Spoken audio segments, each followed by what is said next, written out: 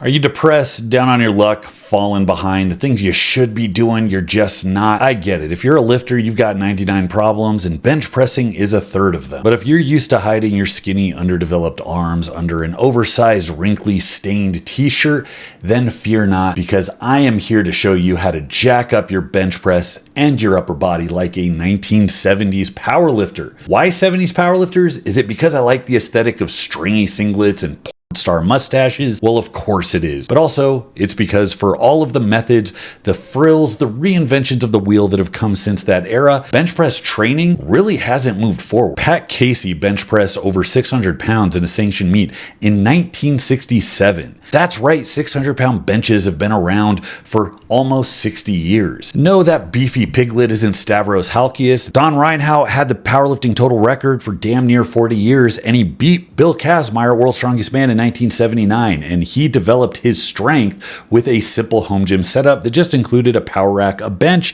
and a few dumbbells. And then there's Bill Kazmaier himself, who bench pressed 661 wearing nothing but a t-shirt, and his workouts were essentially just pure mania applied to a barbell. But Bromley, you say, Julius Maddox is knocking on an 800-pound bench press, and there are a multitude of 700-pound benchers since then. Surely training must have improved. Well, things have improved, but not in the way that you think. The talent pool is just much bigger. In the 1960s, every young man didn't have access to a barbell the way they do now, and powerlifting wasn't the favorite pastime of clout-chasing teenagers on Instagram. But with that popularity, we just haven't seen any one new method come and change the game. In fact, all of the best benchers that you know have relied on some of the most cliched pieces of bench press wisdom. And the truth is that most of those cliches are actually undefeated. Let's get into it.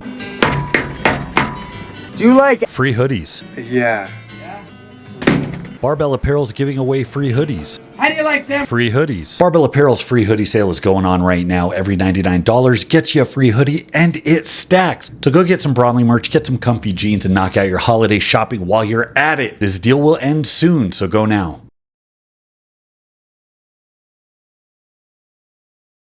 This is everybody's favorite piece of unsolicited bench press advice. Bench press more to bench more. No shit, I thought I was supposed to bench less to get better. As condescending as it seems, the advice does hold up. More total reps is going to increase skill and neurological adaptations, but the important thing here is that it gives a huge hypertrophy stimulus, which you need specifically with bench pressing over squatting and deadlifting. This is multiple birds with one stone. This is also why you see all of the greats handling multiple bench sessions per week, usually 2 times per week minimum, doing just a bunch of sets with a bunch of reps. Even Westside, which I've been supremely critical of and I'm not a huge fan of their split, emphasized GPP. In fact, you know the term GPP because they made it famous. Given the distended, bloated power bellies of the average Westsider, obviously they weren't doing GPP to keep their figure trim. They were doing it because they reasoned that the better shape they were in, the more volume they could handle and recover from in a training session. It's this rationale that actually led me to use volumizing in my programs. If you give people time to adapt to more sets at the same weight range, they're going to handle that volume better with heavier weights, and adding sets just means more practice. Now, the 70s Powerlifter program has an absolutely unforgiving amount of volume, but it's structured in a way to make it manageable. I'll die by this approach, and I think it's really bizarre that I just don't see it anywhere else. You want a bench, you need a big back, brother. Mass moves mass. Now, this is one that the kids these days need to hear more than anything because modern lifters fall in love with the barbell and then they have a real hard time committing to lesser movements. They treat vital secondary exercises like an afterthought, and then they convince themselves because of dot scores or some such nonsense that it's actually in their best interest to never train to gain an ounce of muscle. And this is direct self-sabotage. In the world of bench legends, you are going to see the same advice repeated. Get your back, your shoulders, your triceps as big, strong, juicy as you can, and your bench press is going to go up. It just has to. But to do this, you gotta A, train them, and B, eat like you're interested in actually growing.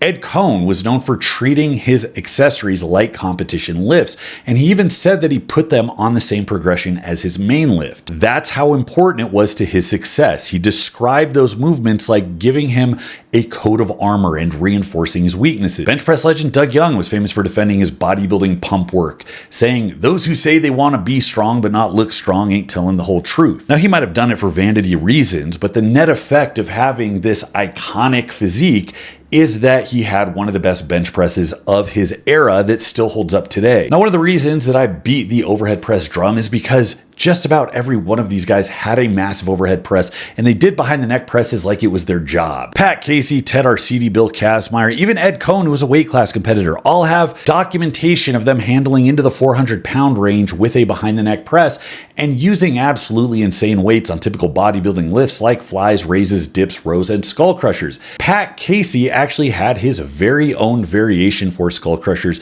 that he was famous for, where he turned it into a powerlifting movement in his own right, using momentum in a pullover style to handle bigger weights at lockout. Just look at the meat hanging from this guy's arm. Do you think that's an accident? If most lifters who complain about their bench are being honest today, they would acknowledge that these are mostly the things that they kick to the end that they just don't like to do. Now, as far as gaining mass, the biggest men, the Pat Caseys, the Don Reinhouts, and the Kazmaiers, they took this to the limit. They got as big and muscular as they could. But even weight class lifters have to gain size over time. People like to cope by saying weight classes are just height classes in disguise. I'm short, I can't be as big as those guys. Ed Cohn was a 5'5" wrestler. He was 165 pounds at his first powerlifting meet, but you don't know him as the greatest 165 of all time. You know him as the best 220 because he went out of his way to fill out his frame, and that meant weighing more than the average Labrador retriever. Tracking his bench over the years, at 165, he went from 325 to 402. Then he went to the 181s where he got up to a 451. Then he went to 198 where he clipped over 500. He got into the high fives as a 220. Now, I understand most of you aren't keen on jumping into the skin of a 330-pound land monster like Kaz or Casey, but even going from 150 pounds to 170 is difficult. It takes time and dedication, and putting the brakes on that is going to make sure that you just never get there. One of the biggest benefits of bench press volume is the extremely rapid muscle growth that you get as long as you're feeding yourself. I strongly recommend that if you run one of my programs or any volume-based program for your bench, that you eat to grow to maximize the growth potential, because growth is slow. It's punctuated, it takes forever. Fat loss is linear. You can always lose 12 pounds on a 6-week cut without really being any worse for wear. But getting through that plateau, if you slow it down now to keep that one little line that you're really partial to on your stomach that you call an ab, it's going to just take years instead of potentially months. Now, as I say that, I have to point out loyal Discord member Lars, who decided to do 70s Powerlifter on a cut against my recommendation like a madman. On his run, he dropped his body fat while simultaneously putting like over 100 pounds on his total. If he was eating, it would have been 200. Now, is this style of training the most efficient, minimalist way of getting gains? No, of course not. If an hour in the gym gets you like 80% of your gains and 2 hours only gets you like another 10%, people look at that second hour and they're like, what a waste. That second hour still gets you that extra 10%. You're still left with more than you would have otherwise gotten. So that's why all of my programs not only feature main list variations and accessories, but they all get their own progression, because moving them forward is important. Take your back work seriously. Hammer the overhead presses, and yes, lateral raises. Pop a damn blood vessel while doing skull crushers. I don't care if you need to stop in the workout to eat to keep from going hypoglycemic. I don't care if you got to go take a nap in the car and then come back to finish up. Yes, workouts are longer here, but this video shouldn't have popped up in a query about short workouts. It should have popped up in a query for how do I get my bench as nasty as possible. Now, in addition to generalized hypertrophy training that builds you that suit of armor, rounds out weaknesses, prevents injury, and pushes your potential peak further up into the clouds, you also need to work weaknesses. This is a mantra of most of the best benchers of all time, because they recognize that strength grows at position. So if you're only doing a bench press that stops and starts on your chest, that is where the movement is the most difficult and where you will get the most adaptations. But for every single inch of the bench press that isn't at the very start, there's momentum, and that means the developmental stimulus at that specific location is minimized. No, you don't have to stop and work every quarter inch of your bench press to be completely well-rounded. Training at one spot carries over to 15 to 20 degrees in either direction, so a little bit of work off the rack goes a long way. One of the biggest revelations in powerlifting was the creation of the power rack as we know it. That is a rack where you can do pin work. This was an innovation of the original West Side Gang from Culver City, ran by Bill Peanuts West, and this was was actually a staple in my training when I was chasing overhead press records. Now, Pat Casey was a regular drop-in at the OG West Side, and Don Reinhout routinely worked off pins in his garage setup, and Bill Kazmaier and Ed Cohn were known specifically for rotating in a lot of bench press variations that were close but just a little bit different. Wide grip, close grip, loads of incline presses, all were used in building a well-rounded package that could heave the most amount of weight. Now, if I haven't mentioned, you can get the program for free in the link below. It'll take you to the snippet from the actual book. You could also get the book as well, which has a lot more explanation, a lot more programs than that. If you're running this on the Base Strength AI, the exercises get picked for you. You punch in your preference, where in the movement you think you're weak, and there is a whole run of exercise that rotate from block to block automatically. Now, I firmly believe with exercise selection, brute variety goes a long way. So even if you're not targeting specifically, doing the basic generic variations is still going to leave you so much better off than when you started. If you just by default rotate between close and wide grip, incline and flat, pin presses at different heights, etc., you're going to get such a nasty package. But if you want something a little more personalized to you, Base Strength AI excels at that. Or you can click the link below or go to like Lift Vault to get the template. I don't care. I'm just your muscle Sherpa. I don't care if you go up the mountain. I'm just here to point the way. Now, the last cliche here that has stood the test of time is a lift heavy to lift heavy. Again, this is like a no dust scenario. You want to know the nuance. What does that actually mean? What RIR should I be lifting to? How often should I deload? Should I be going ham every workout or going a 2 forward, 1 back, recovery day, 80% limited volume? There's an eagerness for many people to get into lifting to do something that feels powerlifty, that has that vibe attached to it, and that often leads them to have a fetish for specialization long before they're actually ready to specialize. Think of it this way. The most specific thing you can do for football is to go out and play 4 quarters of football. But if you just did that day in, day out, sure, you'd get better over time. But without an off season, without dedicated chunks of training to focus on specific things that are not actually playing the game, would you be just as good? Obviously not. The same thing holds up here. One of the most common themes with the benching greats is the use of some basic ass periodization. And periodization makes it seem more complicated than it is. This literally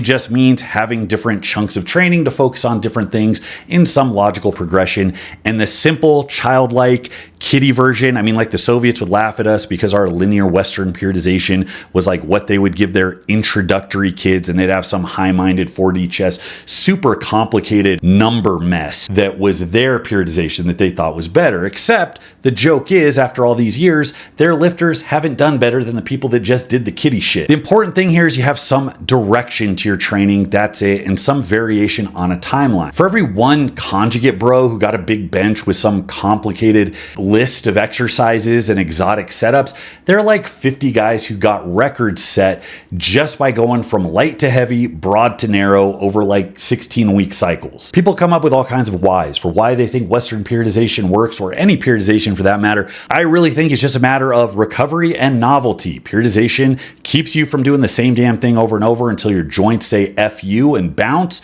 And it also programs novelty. It puts it on a schedule so you don't just do the same thing to where it gets stale. Novel stimulus causes you to grow faster. Bench templates are just all over the internet, and you can see what these guys wrote down as their preferred method. Cohn was the most famous for having a very simple linear periodization approach that he was absolutely unwaveringly dedicated to, and he just wash, rinsed, repeat, and every cycle he got better. You can look at Don Reinhout and Kaz and Young and everyone else, and they all had some method of what they called cycling that was just periodization, starting light with a lot of volume, getting heavier as time goes on, and letting yourself recover. It really is that simple. So because I'm progressing 2 things in my programs, when I have periodization where volume has to drop over time and things have to get heavier, but in the short term, I want volume to increase, the only way you do that is by having the volume wave up and then wave back down. There are a lot of programs that are popular that use wave progressions. 5-3-1 is a great example, but that waves the weight up and down over 3-week waves. I just wave the volume. Every 3rd week has high volume with the same or heavier weights,